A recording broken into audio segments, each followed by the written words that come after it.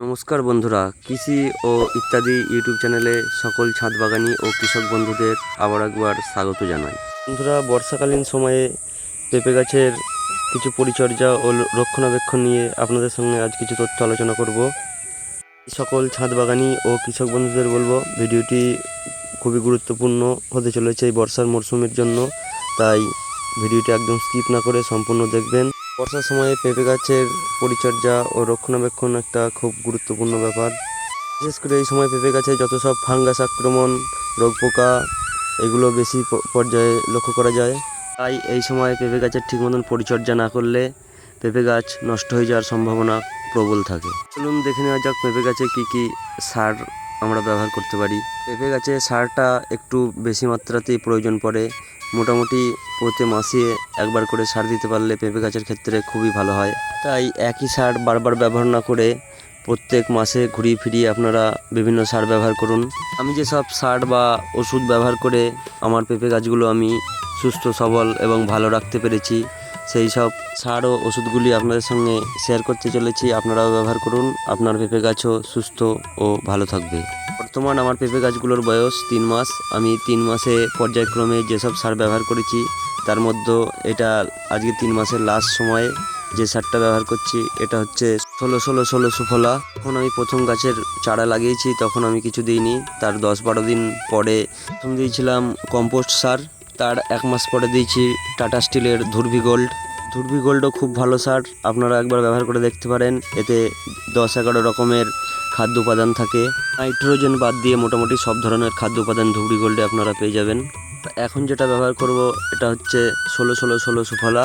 তে nitrogen, potassium ও ফসফরাসের পরিমাণ সমান অনুপাতে থাকে, অর্থাৎ 16-16-16% অনুপাতে থাকে। তার সঙ্গে ব্যবহার করছি রাপ্তার। এটি হিউমিক অ্যাসিড ও অ্যামিনো অ্যাসিডের মিশ্রণ তৈরি। এটি গাছের বৃদ্ধি ও মাটির স্বাস্থ্য ভালো রাখে এবং গাছের শিকড় তাড়াতাড়ি দ্রুত প্রভাব বিস্তার করতে সাহায্য করে। এর সঙ্গে ব্যবহার করছি বোরন। বোরনের গুণাগুণ আপনাদের নতুন করে বলার কিছু নেই। বোরনের ব্যবহার ও বোরনের উপকার আপনারা সবাই কম বেশি জানেন। বোরন গাছের এমনই একটা খাদ্য উপাদান যেটি গাছের ফুল, ফল এবং কাণ্ড, শাখা প্রশাখা গাছের সম্পূর্ণ বৃদ্ধির কাজে বোরন অপরিহার্য ভূমিকা পালন করে। গাছের সামগ্রিক বৃদ্ধি ঘটায়, গাছকে অন্যান্য খাদ্য উপাদান শোষণ করতে সাহায্য করে, ফুল ও ফলের সামগ্রিক বিস্তার করতে সাহায্য করে, এর গুণগত ও গঠনগত মান উন্নয়ন করতেও বোরনের অপরিহার্য ভূমিকা। এমনকি বোরন ফুলের পরাগায়নের ক্ষেত্রেও বিশেষ ভূমিকা পালন করে। বোরনের অভাবে গাছের বৃদ্ধি কমে যায়, অনেক সময় গাছের পাতা হলুদ হয়ে যায় বোরনের অভাবে। তাই সমস্ত চাষের ক্ষেত্রে বোরন ব্যবহার করা অত্যন্ত জরুরি। এবার এই তিনটেকে একসঙ্গে ভালোভাবে মিশিয়ে নিতে হবে এবং গাছের গোড়ায় ভালোভাবে প্রয়োগ করতে হবে। গাছ প্রতি 150 থেকে 200 গ্রাম অনুপাতে দেওয়ার চেষ্টা করবেন। এখন এই তিনটি উপাদানকে ভালোভাবে মিশিয়ে নিতে হবে। বোরনটা আপনার খুব ধুলো ধুলো ভাব, তাই বোরনটাকে একটু ভালো করে মিশিয়ে নিতে হবে এবং যখন গাছের গোড়ায় দেওয়ার জন্য কোনো পাত্রে নেবেন তখন বারবার ভালো করে মেশাবেন এবং গাছের গোড়ায় ছড়াবেন, কারণ বোরনটা খুব ধুলো জাতীয়। ওটা ভালো করে না মিশিয়ে নিলে বোরনটা সারগুলোর তলায় চলে যেতে পারে এবং প্রতিটা গাছে ঠিক পরিমাণে পাবে না। বারবার ভালো করে মিশিয়ে নিয়ে তারপরেই গাছের গোড়ায় ছড়াবেন।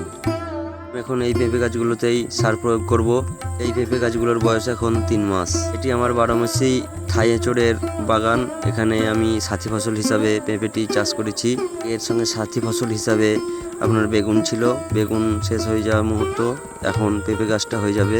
এখন যা চাষের খরচ আর জমির যা ক্রাইসিস, তাতে একই জমি ফেলে রাখলে চলবে না। যেটুকু ফাঁক পাওয়া যায় তার মধ্যেই অন্যান্য ফসলের চাষ করার চেষ্টা নিতে হবে। আমার এই কাঁঠালের জমিটা ফাঁকা আছে, ফাঁকে ফাঁকে আমি এখন এই বেগুন লাগিয়েছিলাম। বেগুনের পরে এখন পেঁপের চাষ করব।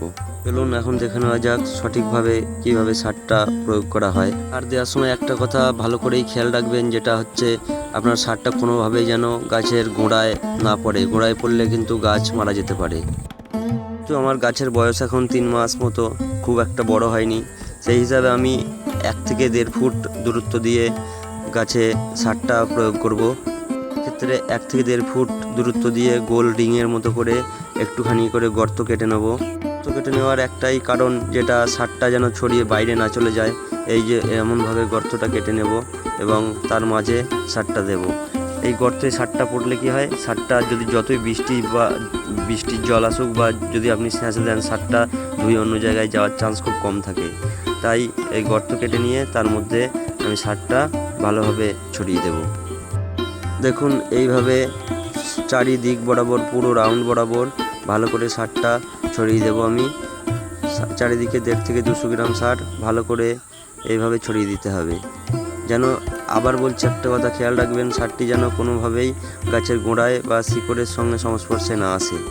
ছোটা আপনি কাটবেন, সে গর্তের গভীরতা যেন খুব বেশি না হয়, তাহলেই আপনার গাছে শিকড়ে সার পড়ার চান্স কম থাকবে। সারটা দেওয়ার পর এইভাবে মাটিটা জাস্ট হালকা করে সারটা ঢেকে দিতে হবে। সারটা দেওয়ার পর আরেকটা জিনিস যেটা করতে হবে সেটা হচ্ছে আপনার গাছের গোড়ায় একটু বেশি করে মাটি দিতে হবে। এই দেখুন, এমনভাবে মাটিটা দিতে হবে যেন কোনো জল, যদি অতিরিক্ত বৃষ্টির জল হয়, সেই জলটা যেন গড়িয়ে দূরে চলে যায়। কোনোভাবেই যেন গাছের গোড়ায় বা গাছের সাইড দিয়ে যেন জল না জমে। জল জমলেই পেঁপে গাছটা কিন্তু মরে যেতে বাধ্য, মরে যাবেই। পেঁপে গাছ এমন একটা সেনসিটিভ, যেটা বেশি জল জমে 12 থেকে 14 ঘন্টা বা 24 ঘন্টা জল থাকলেই সেই গাছটা মরে যাওয়ার চান্স অতিরিক্ত থাকে। তাই দেখুন, ভালো করে উঁচু করে ঢিপি মতো করে পেঁপে গাছের গোড়ায় চাপানটা দিতে হবে। এখন বর্ষার সময় আপনাকে জমিতে এসে বৃষ্টির পরে দেখে যেতে হবে যে কোনো গাছের গোড়ায় জল জমেছে কিনা। এটা অবশ্যই আপনি খেয়াল রাখবেন।